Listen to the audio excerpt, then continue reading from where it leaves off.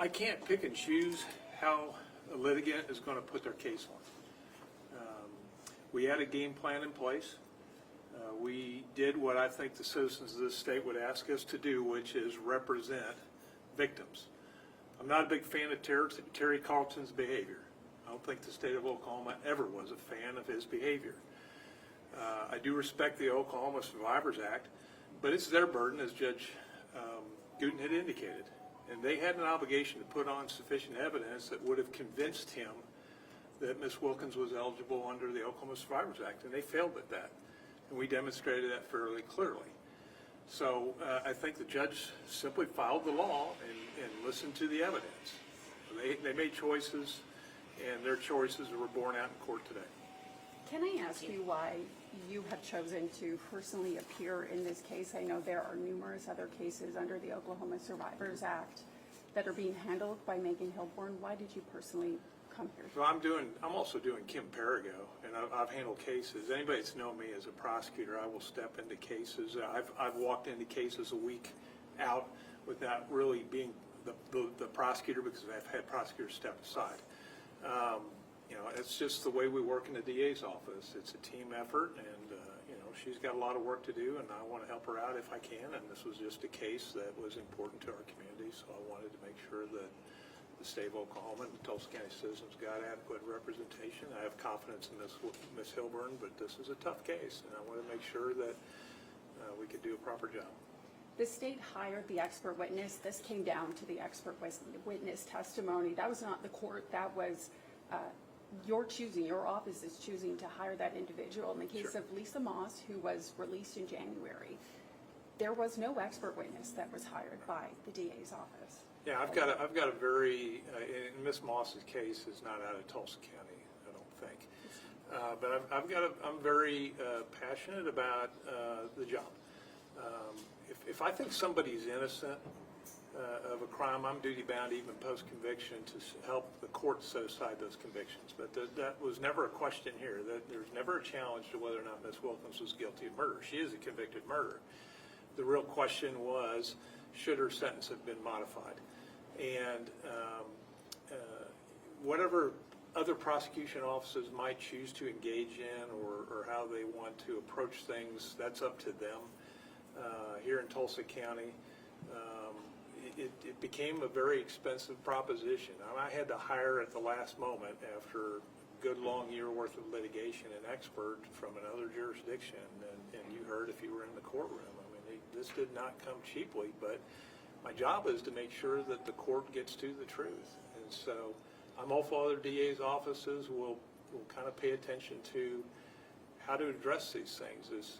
It would be really easy to say it's a 25-year-old case and that wasn't during my time, and why should I care? I got hired to do this job irrespective of what the past was or what the future will be. I have to deal with what I've got at the present moment, and so I'll do the best, do this job to the best of my ability. Steve, are you surprised that the defense put up an unlicensed social worker as their expert witness in this case? Well, I can tell you this, that particular expert was precluded from testifying, I think, in a similar case in Oklahoma County. I won't jump to conclusions as to why they felt like she would be an appropriate witness in this case. I think the Survivors Act was initially designed around Ms. Wilkens' case. We were expecting a full-blown advocacy of their case. You know, they make their choices, and I make mine. So. The judge today said that he believes April Wilkens is a victim of domestic abuse. She is. There's no doubt about that. I don't think there's any doubt that she endured domestic violence at the hands of Terry Carlton. I don't think anybody's disputing that. But that was the defense put at trial. She followed Oklahoma's battered women's syndrome case. Defense. Jury listened to all that evidence. I think I said in my opening statement that, in fact, the number of defense witnesses outnumbered the number of witnesses that the state of Oklahoma had put on this case. But ultimately, 12 citizens in this jurisdiction listened to all that evidence, to include Ms. Wilkens' live testimony, chose to not believe her defense, and they convicted her. I think that does speak some volumes as to what really took place at the moment Terry Carlton lost his life. So. In 2022, she was applying for parole. that Yes. you went against it, I'm not sure the proper terminology there. She's up again in 2026. We'll just look at it for what it is. I have to be honest with you. I mean, we will, as advocates for the state of Oklahoma, we put in a lot of effort on the cases that we litigate. If we can negotiate a settlement that's to the mutual benefit of the protection of the citizens of the state and to the individuals, we make those attempts. This was not a case in which I think anybody was going to try and negotiate anything out. I think they were swinging for the fence to get a not guilty verdict, and they lost on that. And so our duty is to try and uphold that conviction. And we just educate the parole board and just say, here's where we're at. There's another side of this equation. You have a victim's family that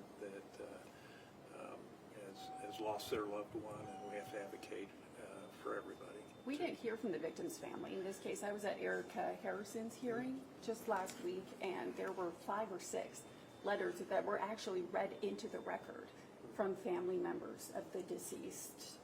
Why did no one want to speak? Were they not given the opportunity? Mr. and Mrs. Carlton are dead. They can't be here to write a letter on behalf of their loved one because they're dead too. Terry's got a sister. It's a very emotional, trying time for her, and so they asked to have certain representatives from their family business to attend, and they were here. But as you can well imagine, this is a very traumatic incident. Some folks just don't want to participate in things because it brings up too many bad memories. You want to move on with your life, and you're told that conviction is going to stand, and she got a life sentence, and that the Court of Criminal Appeals affirmed it, and then the Oklahoma Survivors Act gets passed, and so then you have to approach these victims' families and say, well, this is a new game. And so I understand it. It's hard for victims to relive terrible times. You mentioned this was a very expensive case. Do you think taxpayers would appreciate the expenses made in this case? Well, those good question, but those are the things that I have to live with. I mean, every day. I mean, I'm running an office with a budget of over $8 million. I got to try to decide who I'm going to hire and how much I'm going to pay for them, and I have to make sure I do the people's business. There's crime happening out there right now, and I want to make sure I protect my community. And there are just occasions in which I'm called upon to expend taxpayer money.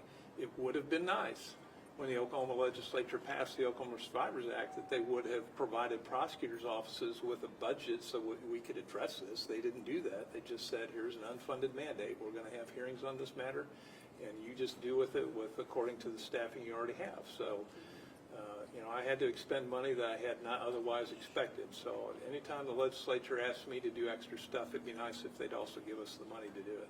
You also referenced in the closing New York. Yes. I've interviewed some people. I interviewed the very first person who was released under that law. He said that the DA in that case actually joined on his application, didn't get to this point where there's a hearing. I know some of the other ones got to that point. Are there any of these cases where you might consider? Oh yeah, no, there's no doubt. But those are the things they have to raise the issue.